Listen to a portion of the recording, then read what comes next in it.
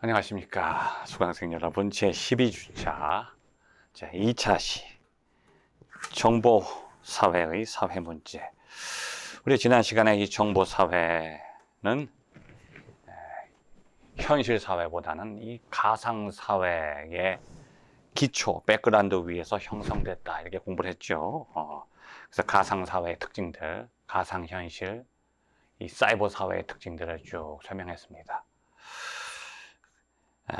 그리고 그 세 가지 특징들 중에 결정적인 것은 이 자율성이 지배하고 있다. 그리고 이 정보사회가 어떤 방향으로 움직여가고 있는가에 대해서도 우리 좀 관심을 가져볼 필요가 있는데, 학문 분야에 아주 결정적인 혁명을 일으키고 있어요. 4차 산업혁명이라는 것이 산업 분야에만 혁명을 일으킨 게 아니에요. 3차까지는 그 기존에 존재하는 그 산업 구조를 개편하는 건데, 4차 산업혁명의 말하자면 영향력은 산업 구조가 아니라 사회 구조를 개편하는 거예요. 그러니까 사회 구조 전체.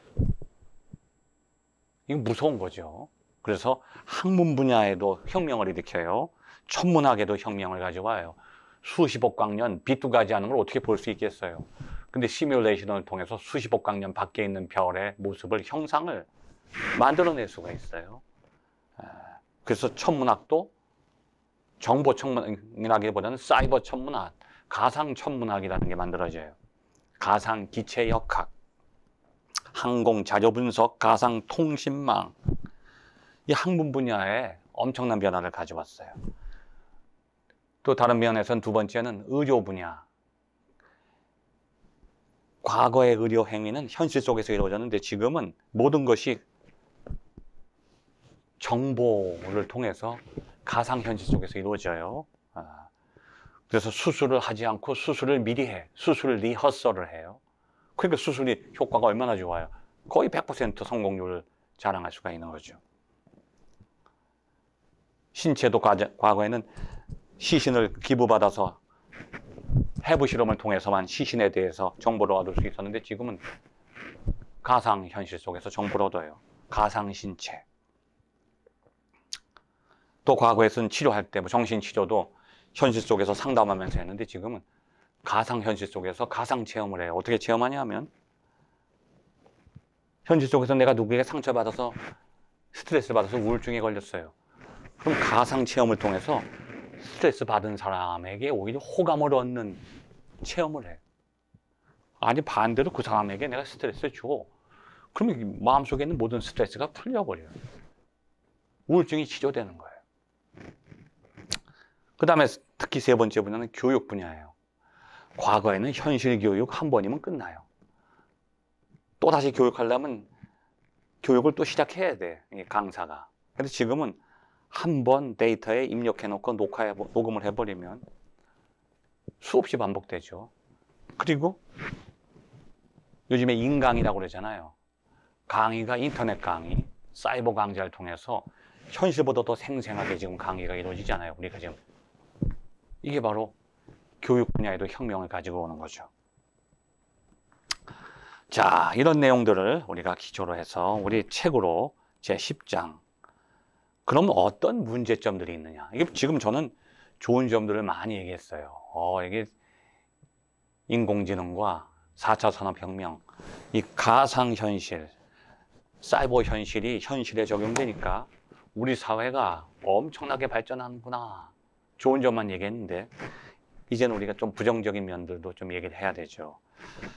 자, 여러분 책 332페이지, 332페이지, 정보화의 추세.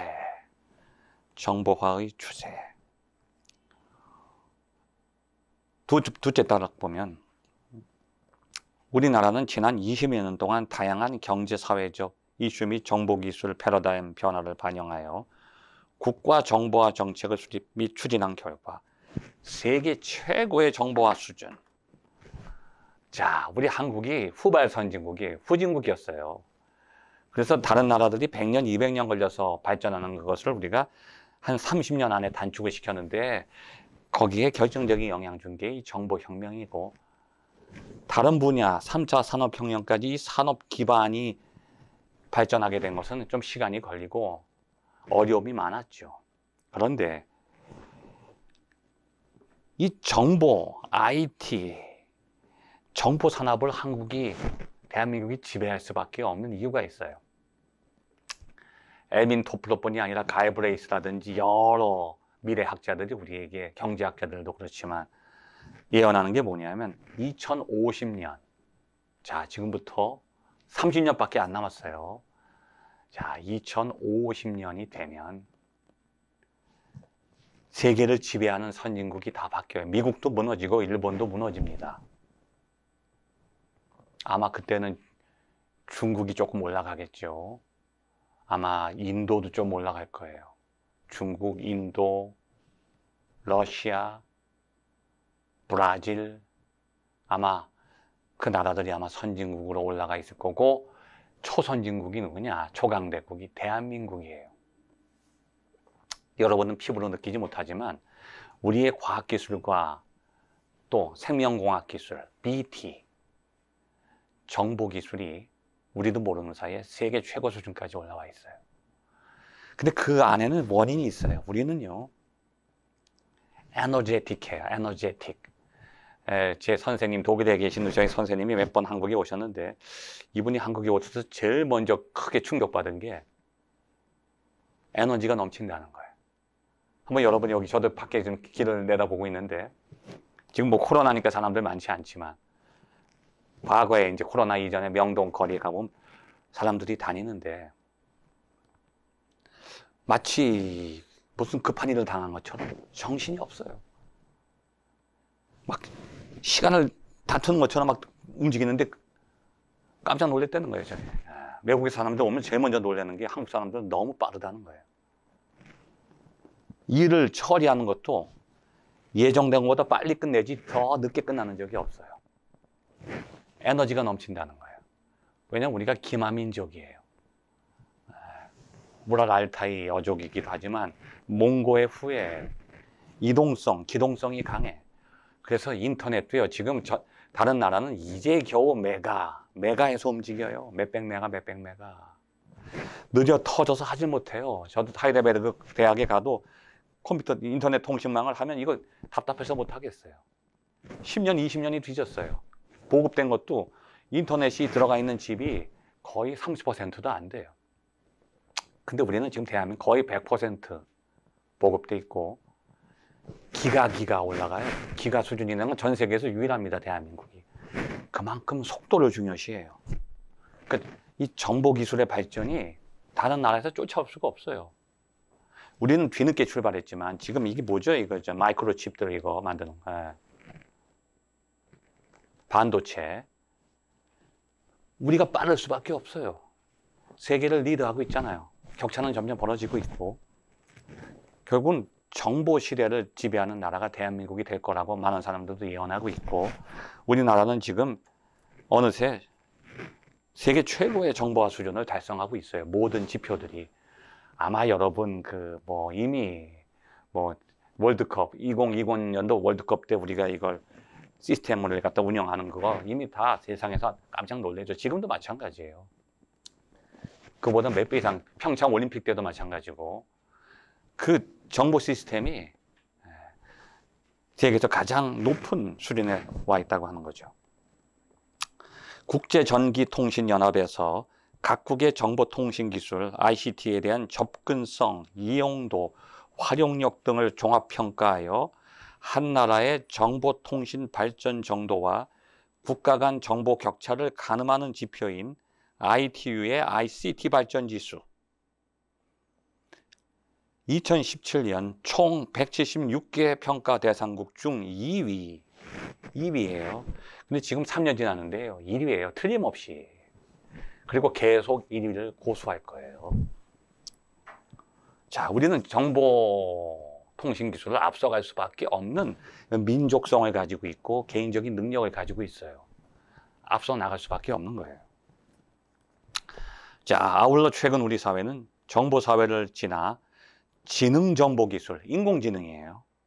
정보 사회를 지나 지능정보기술의 확산으로 지능정보사회가 본격화되고 있는 가운데 사물인터넷, 아까 지난 시간에 말씀드렸죠, 제가. 사물인터넷, 빅데이터, 인공지능, 블록체인, 다 여러분 익숙한 용어들이죠. 가상 증강현실, 3D 프린팅, 이게 다 정보사회고 사이버사회의 특징들이에요. 인공지능이죠. 지능정보기술들이 기업 노동, 기업 구직자, 국가, 시민사회, 개인 등의 사회적 관계에 도입이 되는 거예요. 제가 지난 시간에 공부했듯이 기존의 사회 구조가 현실 구조에서 가상현실 구조로 재편되는 거예요.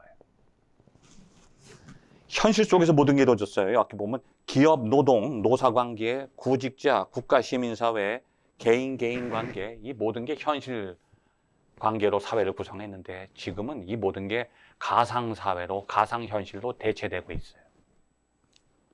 자, 인간의 사회적, 개인적 삶의 양태의 변화를 가지고 와요. 사실 우리가 여기에 좀 잘 적응해야 돼요. 지금 적응하는 게 너무 속도가 빠르니까 적응을 못하는 거야. 정신적인 문제를 가지고 와요. 예를 들면 여기에 너무 친숙하다 보니까 사물인터넷, 빅데이터, 인공지능, 블록체인, 가상증강 여기서만 생활하는 게 아니라 또 현실에서도 생활해야 돼요. 현실에서도 삶, 이게 아주 지금 과도기거든요. 아예 현실 속에서 살든지 아예 가상현실 속에서 살아야 되는데 그 둘을 왔다 갔다 하는 거예요. 근데 이게 적응하기가 이게 어렵고 너무 이 가상현실 속에 심취해 있다 보면 현실로 돌아와서도 아직도 현실로 착각을 하는 거예요. 가상현실. 그 현실이 가상현실이 되고 가상현실이 현실이 돼. 그러니까 특히 미성년자라든지 어린아이들, 이런 아이들은 가상현실 속에서 살다가 예를 들면 인터넷 게임을 하는 거예요. 거기서 이제 추격전을 벌이면서 막 그렇게 수색하다가 팍 쏘면 점수가 올라가잖아요. 뭐 격투기도 하고 때리고 하고 저쪽을 공격해서 팍 전멸시키고. 그런데 어저께보다 좀 효과가 적어. 그러다가 이제 현실로 돌아왔는데 아직도 이게 현실로 적응이 안 돼. 그래서 집에 있는 총을 가지고 길 가는 사람을 막 쏘게 되는 거예요. 인터넷 중독이에요. 현실과 가상현실을 혼동하는 문제점들도 많이 그 안에 나타나는 거죠. 자, 4차 산업혁명과 함께 고도화된 정보통신기술 인프라를 통해 생성, 수집, 축적된 데이터와 인공지능이 결합한 지능정보기술이 경제를 바꾸고, 지금 현재 현실적인 경제를 바꿔요. 사회를 바꿔요. 인간의 삶을 바꿔요. 그래서 과거처럼 정말 인간다운 사회는 지나가요, 이제. 점점 이기적이고 개인화되고 사람과 사람과의 현실적인 관계의 대면이 줄어들고 있어요. 지금 강의도 이거 물론 코로나 때문이지만 인간 사이의 만남이 줄어들어요. 근데 나는 인공이 아니거든. 나는 인공 아니에요. 진짜 이 현실이에요. 그러면 이게 만지고 촉감, 대면, 감동, 이 현실적인 경험들이 많이 쌓여야 나의 인격과 인간성이 형성이 되고 내가 행복과 보람을 느끼지. 현실은 점점 사라지고 우리가 인공지능 속에 갇혀서 산다. 편리함은 있는데 인간성은 점점 메말라가는 시대 속에 살고 있다는 것은 여러분 꼭 기억해 주셔야 돼. 과거보다 더 외로워, 고독해, 풍요 속의 빈곤이야. 편리한데 행복하지가 않아. 너무나 편리한데 인터넷 공간 속에 있으면 우울해. 그래서 여기 정보사회가 이상적 인간사회를 가지고 오는 것만은 아니다. 사이버사회가 현실사회를 대체하는 것만은 아니다. 많은 문제점들이 있고 또 법적인 문제도 있어요. 법적인, 제도적인 문제. 정보 자원은 다른 자원과 달리 누군가에 의해 숨겨지거나 변조될 수 있어. 왜? 모두가 더 익명적이니까. 감춰져 있으니까 얼마든지 변조될 수 있어. 커뮤니케이션의 수단과 기술은 또 독점화되기 쉬워. 정보가 독점돼. 자본이 독점화되면 양극화가 돼서 빈익빈 부익부가 되듯이 정보도 독점되면 빈익빈 부익부가 돼요. 정보가 없는 사람은 끝까지 착취당해. 요즘에 뭐죠 이거 나이 드신 분들이 많이 당하는 거. 뭐죠? 보이스 피싱. 네, 보이스 피싱. 정보에 취약한 사람들은 콕 끼는 거예요. 피해자가 되는 거지. 또한 정보 소유자는 항상 새로운 변화를 추구하기보다는 현상에 유지하는 집착하는 경향을 띠고 사회적 불평등이 심화된다. 정보 사회, 사이버 사회의 불평등이 결국은 현실 사회의 불평등을 만들어낸다. 또 정보의 홍수로 인한 전체주의, 정보의 홍수에 의해서 이게 정보에 의해서 오염돼 버리는 거야. 잘못된 정보들. 정보가 유출되거나 악용될 수도 있어요. 개인의 권리가 침해돼. 프라이버시가 깨져. 나도 모르게 누가 나를 협박하고 내 역할을 해서 나의 모든 권리를 침해할 수가 있어. 요즘에 악플러의 50% 이상이 미성년자, 초등학생들이 되는 거예요. 정보가 뭔지도 몰라. 이용당하는 거예요. 이 악플이라는 게 무서운 거예요. 그거 하나 갖고 사람을 죽이고 살리고 할 수 있다는 거죠. 기술의 발달과 문화의 지체. 기술은 발달하는데 문화는 퇴보해. 정보기술 제품 생산 및 처리에 의한 환경오염이 일어날 수도 있어요. 컴퓨터의 부작용 등이 정보사회의 사회적 역기능이 된다는 거예요. 그러니까 정보사회는 순기능만 있는 게 아니라 그 안에 역기능도 존재하고 있다. 이걸 여러분이 꼭 알아두셔야 돼. 자, 이제 그럼 우리 정보사회의 기본 이해. 죄송합니다. 제가 계속 움직이면서 강의를 해야 되는데, 이게 고정돼서 하니까 교실, 학교에서 하는 것보다 몇 배 힘들어요. 자, 정보사회의 기본 이해. 333페이지. 정보사회의 도래. 자, 그 책 한번 밑에 봅시다. 정보사회 개념이 보편화된 것은 1980년 요세 마츠다가 정보기기를 이용한 정보활동의 고도화를 informatization, 정보화라고 설명했어요. 그래서 이제 이 개념이 점점 이제 우리에게 정착이 된 거죠. 그리고 1973년 다니엘 벨, 이 다니엘 벨이라고 하는 사람이 후기 산업사회를 가리킬 때 정보사회라고 이렇게 불리면서 이제 정보사회라고 하는 용어가 정착이 된 거죠.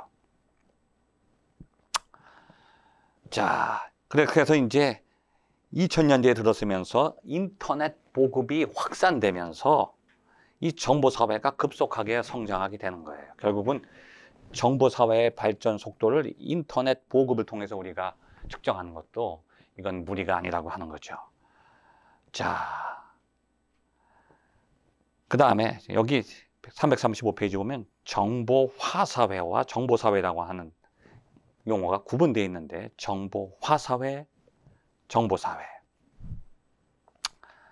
자, 정보기술을 중심으로 한 새로운 사회를 분석하는 개념은 대체로 정보화사회, 고도정보화사회, 성숙정보화사회, 정보사회라는 개념으로 대별할 수 있다는 거죠. 자, 정보화사회라고 하는 하나의 과정이에요. 화라고 하는 것은 이게 되어간다고 하는 거죠. 과정적인 개념이에요. 어떤 단계를 말하는 거죠.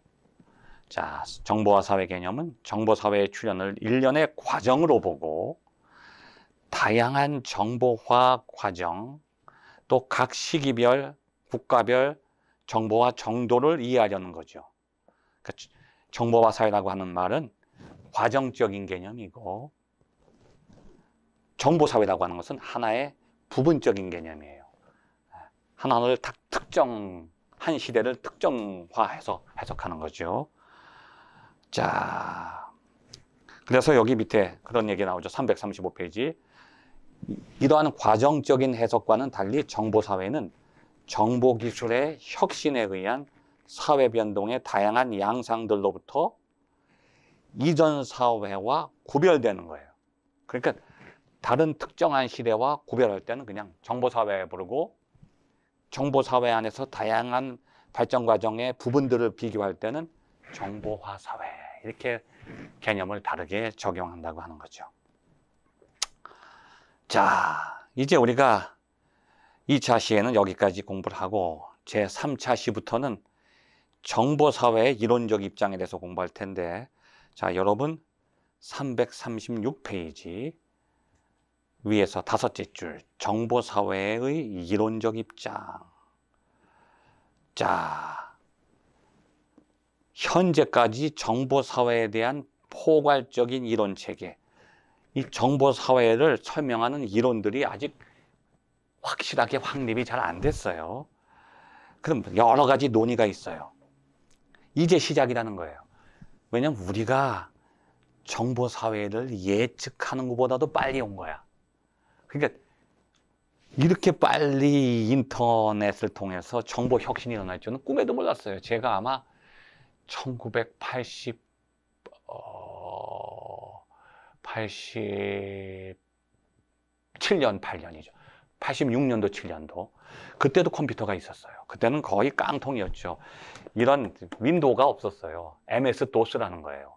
시커먼 깡통 속에서 제가 하나하나 다 그 도스 기호와 용어들을 다 익혀가지고 제가 스스로 이제 하는 거죠. 그러니까 뭐 한글이라든지 뭐 워드라든지 그런 문자 프로그램조차도 없었고, 그때는 16T 뭐 그런 거예요. 뭐 286세대, 그러니까 386세대, 286이었어요. 그 당시에는 사실은 인터넷이라는 것 자체가 없었어요.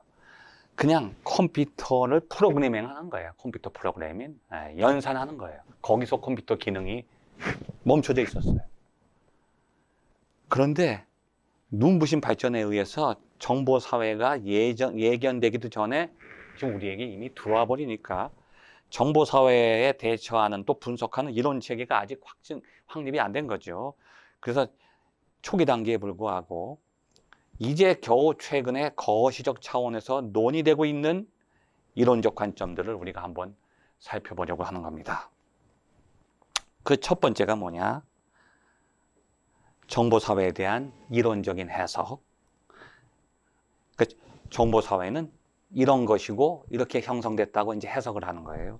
1번이 뭐냐? 단절론과 연속론. 이거 시험 문제 나오기 좋죠. 단절론과 연속론. 단절론과 연속론. 자, 이 벨이라고 하는 사람, 아까 이 정보사회라고 하는 그 개념을 주장했던, 자, 정보사회는 이전 사회와 단절된다고 하는 입장이에요. 또 하나는 뭐냐? 정보사회는 이전 사회가 연장된 것에 불과해. 여러분 어떻게 생각하세요? 저는 단절론이 더 타당성이 있다고 보는 것이, 1차, 2차, 3차 산업혁명까지는 눈에 보이는 현실이에요. 근데 4차 산업혁명은, 정보혁명은 눈에 보이지 않는 가상 현실이 주축이 되기 때문에 저는 확연한 차이가 있다고 보는 거죠. 그런데 벨도 그런 생각을 했어요.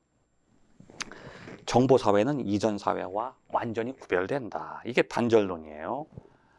자, 어떻게 단절되느냐? 제조업을 서비스업으로 바꿔버리고 산업 노동자를 정보 노동자로 바꾼다. 337페이지. 337페이지.